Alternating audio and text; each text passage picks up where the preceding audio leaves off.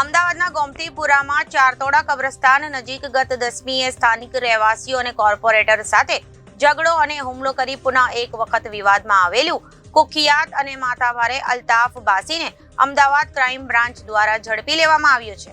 અમદાવાદના ગોમતીપુરામાં ચારતોડા કબ્રસ્તાન નજીક ગત 10મીએ સ્થાનિક રહેવાસીઓ અને કોર્પોરેટર સાથે ઝઘડો અને હુમલો કરી પુનઃ એક વખત વિવાદમાં આવેલ કુખ્યાત અને માથાભારે અલ્તાફ બાસીને અમદાવાદ ક્રાઇમ બ્રાન્ચ દ્વારા ઝડપી લેવાયો છે. અમદાવાદના ગોમતીપુર વિસ્તારમાં ચારતોડા કબ્રસ્તાન નજીક માથાભારે અને ગુનાહિત ભૂતકાળ ધરાવતા કુખ્યાત અલ્તાફ બાસીને તેના ભત્રીજા ભાણા સહિત અને સંબંધીઓ અને શાગીર્દો સાથે ગત 10મીએ આતંક મચાવી ભયનો માહોલ સર્જી દીધો હતો.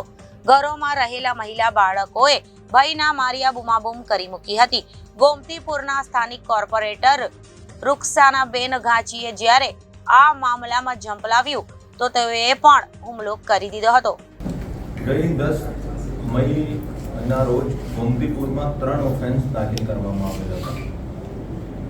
એમાં મુખ્ય ભાગમાં જો છે ચારતોડા કબ્રિસ્તાનનો એરિયા છે, ત્યાં અલ્તાફ બાસી એનો 2 ભત્રીજા રફીક અને બીજા માણસો સાથે ત્યાં ગયેલો. એક સીસીટીવી પણ વાયરલ થયેલો, જેમાં બધા માણસો હથિયાર સાથે, પાઇપ સાથે, ધોકા સાથે જાય છે. ત્યાં જો રહેતો હતો માણસો એનો ધમકાવે છે, એના ઘરમાં જઈને તોડફોડ કરે છે અને 3 અલગ અલગ ફરિયાદ અલગ અલગ આઈટી સેક્શનમાં અલગ અલગ ફરિયાદી પાસેથી દાખલ કરવામાં. એના પછી સીપી સાહેબ ક્રાઇમ બ્રાન્ચનો આ અલ્તાફ બાસી, જેનો ગુનાહિત ઇતિહાસ જોઈએ તો અત્યાર સુધી 17 જેટલા ઓફેન્સ એના વિરુદ્ધમાં અલગ અલગ પોલીસ સ્ટેશનમાં દાખલ થયેલા છે.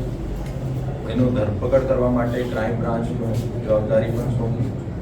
અત્યારથી અંડરગ્રાઉન્ડ હતા.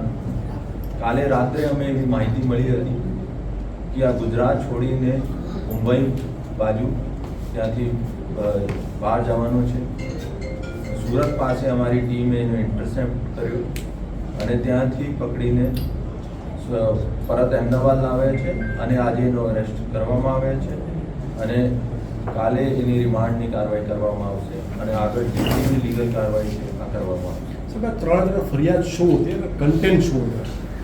એક ઓફેન્સમાં ધાડનું કન્ટેન્ટ છે, એને મોબાઈલ ખેંચી લીધો, ધાક ધમકી આપી, 395નું સેક્શન છે. બીજા સેક્શન તો છે જો મારવાનો હોય, જેવી રીતે જોઈએ તો રાઇટિંગ વિથ ધાડ લીધા છે, એક સાથે ટોલા ભેગા કરીને ત્યાં ગયા હતા. એકને ફરિયાદીને ઘરમાં જઈને તોડફોડ કર્યા છે. એમાં પણ 452 ગેરકાયદેસર પ્રવેશ, 294 506 ધમકી આપવાનો અને જીપી એક્ટ 135 મતલબ હથિયાર સાથે.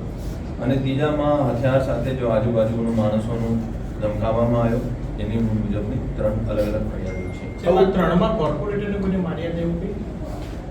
આ ફરિયાદીમાં કોર્પોરેટરનો અત્યારે નામ નથી, તો આગળની તપાસમાં નામ પૂછવું. અલ્તાફ બાસી કોઈ કેસમાં આગોતરા જામીન ઉપર હતા, બહાર હતા, કઈ કેસમાં? આ 2017માં એક મર્ડર કેસમાં આરોપી છે, ત્યાં એમાં એનું જામીન મળી હતી, એમાં બહાર છે. સાહેબ, આવું કરવા પાછળનું કારણ શું જણાય છે? 3 ફરિયાદો જે છે એકબીજા સાથે કનેક્ટેડ છે, અલગ અલગ છે, અને આવું કરવા પાછળનું કારણ શું આવ્યું છે સામે? ઘણા બધા આરોપીઓનું કારણ આ છે કે એક તો ત્યાં એનો લોકલ એરિયામાં વર્ચસ્વ રહે અને એનો જો મુખ્ય કારણ અત્યાર સુધી જાણવા મળ્યો કે ત્યાંની જમીન પણ ખાલી કરવાનો એને કંઈ સુપારી લીધી હતી. આ એક મુખ્ય કારણ છે. સાહેબ, જમીનની સુપારી કોની પાસેથી લીધી છે? આ તપાસનો વિષય છે. આ તપાસમાં બધું નામ પૂછશે એનો આગળ. જમીન સાહેબ કોની છે? કોઈ આ વકફ બોર્ડની જમીન છે. સાહેબ, અલ્તાફ બાસી છે, એના પાછળ કોઈ એવું વ્યક્તિ કે જેને છાવરી રહ્યો? જો બી હશે આ નીકળીને આવશે ને, કોઈ છાવરશે એનાથી શું? હવે તો કોઈ મતલબ નથી. અમે 3 ઓફેન્સમાં, જેમાં 2 ઓફેન્સ ક્રાઇમ બ્રાન્ચનો શિફ્ટ કરીને સીપી સાહેબે આદેશ આપ્યા છે. ક્રાઇમ બ્રાન્ચ એનો તપાસ કરશે. Bureau report, Janadesh news, Ahmedabad.